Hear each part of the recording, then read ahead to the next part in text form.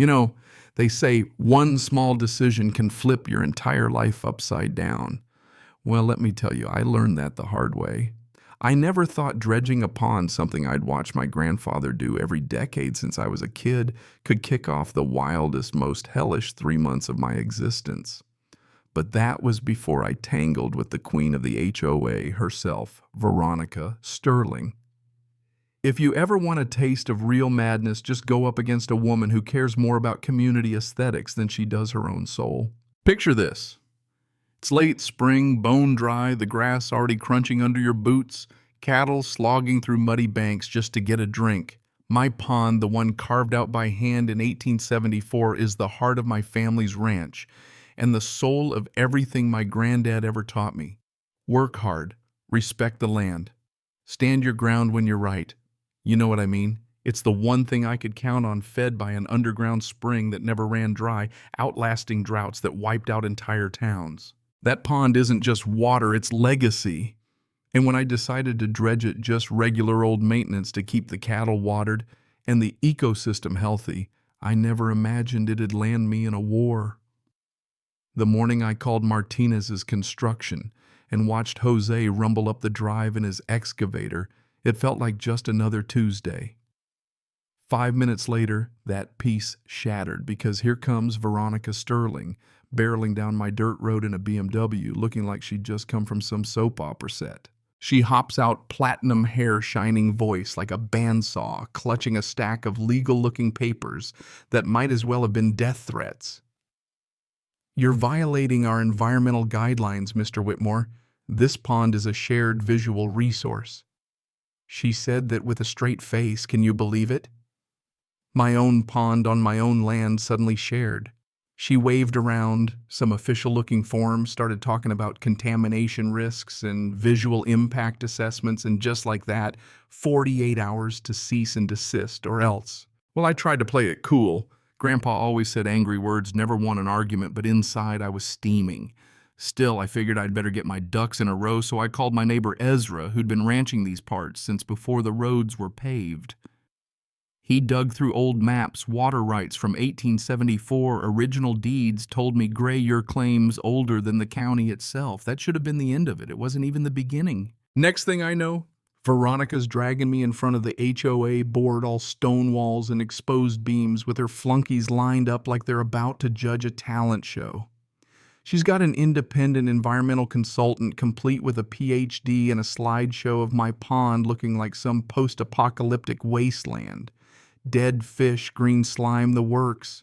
I tried to explain, tried to show them the real paperwork, the real history, but Veronica just leaned in all shark smile and threats.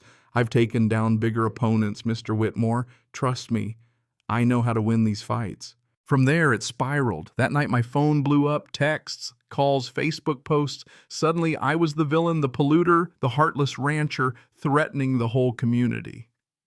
She'd even hired a photographer to make the pond look worse, close-ups of natural foam mist looking like toxic gas. It was a smear campaign, pure and simple. I posted the real story, the old family photos, but my words got buried in a flood of outrage. Things got darker.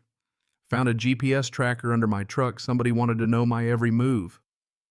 Then came the lawsuit straight from the HOA and Veronica's own company, Sterling Property Development, which I'd never even heard of. She secretly owned the empty lots bordering my land, was plotting to buy me out on the cheap if she could force a foreclosure. It was never about the pond. It was about real estate and profit, plain and simple. Just when I thought it couldn't get worse, Councilman Rick Bradley swooped in with an emergency order blocking off my own pond and cutting my cattle off from water. Turned out he and Veronica were old law school buddies working together behind the scenes. I couldn't win in court. She had deeper pockets, hired more lawyers, and bled me dry with endless motions and accusations. But here's the twist, because every villain, no matter how slick, makes mistakes. I scraped together the last of my savings and hired Marcus, an old detective turned PI. He dug through property records, utility maps, and found it 15 years ago the original survey had misplaced the boundary line. The main water line for all of Meadowbrook Heights ran right through my property. No easement, no compensation. For a decade and a half, their pristine community had been stealing water from my land and never even knew it. I tried one more time to settle, offered Veronica a legal easement in exchange for peace. Just let me dredge the pond and move on.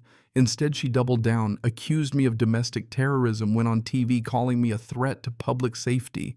I watched my own face on the evening news labeled a local danger.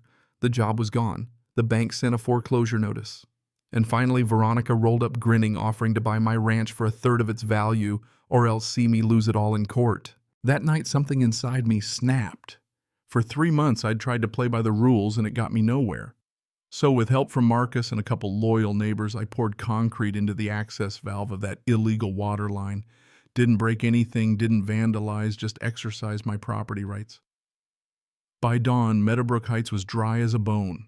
The HOA panicked, residents, furious lawns, dying headlines flipping to property rights abuse. When Veronica finally stormed back, flanked by deputies and Councilman Bradley waving court papers, I stood my ground. "Show me the legal easement," I said, "and you'll have your water back." There was none. The whole neighborhood realized they'd been drinking stolen water for 15 years. The county launched an investigation. Turned out Bradley's emergency order was based on Veronica's fake evidence. They both lost their jobs. Lawsuits started flying, but this time against the HOA and Veronica. For the first time, Veronica cracked. Not the imperious HOA queen, just a grieving mother whose own son had drowned years ago using lawsuits to fill the hole. I could have destroyed her, demanded every cent. Instead, I settled for enough to cover my legal bills, restore the pond, and forced her to fund a drowning prevention program in her son's memory. Mercy, not revenge. She resigned, moved away, and my pond, my family's legacy, survived. 6 months later, I watched the sunset from the old dock, feeling the weight of generations settle back where it belonged. Sometimes you have to become the villain in someone else's story just to get justice. Sometimes you win by standing your ground and refusing to let the bullies take everything. That's what I learned. Now, if you've ever felt powerless against the ones who hide behind rules, who use their power to crush the little guy, don't give up. Justice is messy, but it's worth fighting for. Tell me what you think. Did I do the right thing, or did I go too far? What would you have done in my boots? Drop your thoughts below. Let's talk about justice, property rights, and what real community should look like. Your voice matters here.